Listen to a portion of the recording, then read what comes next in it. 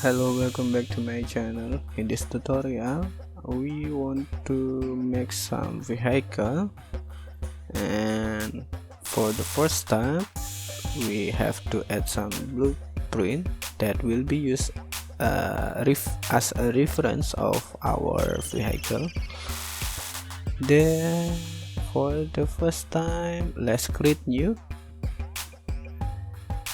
The next step, adding the image as a planar.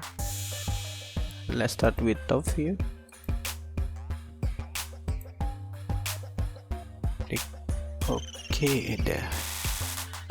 Continue for the side view.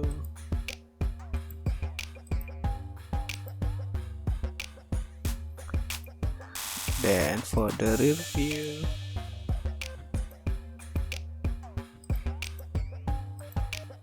make sure in the reverse direction. Then for the last one is front view. Okay, as you can see there is interference image over here, so there is something like same position, same coordinate. Then we need to make sure to separate it. Okay, I selecting the rear view, then move to rear side, click OK. After that, the top view, move forward, click OK.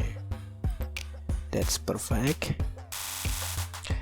For the next step, we need to make sure that our selectable is false, so the image will be unselectable when we are drawing some sketch or spline above it, because it will disturbing the working flow.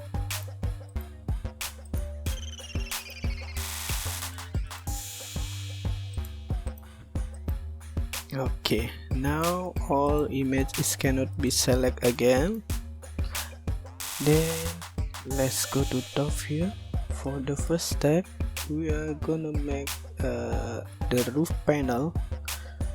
So starting with the front curve, and then for the next is the rear curve. After that, connect it with spline again.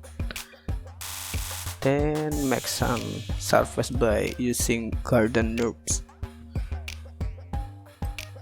Okay, but it will be due in the second part, so for this first part is enough.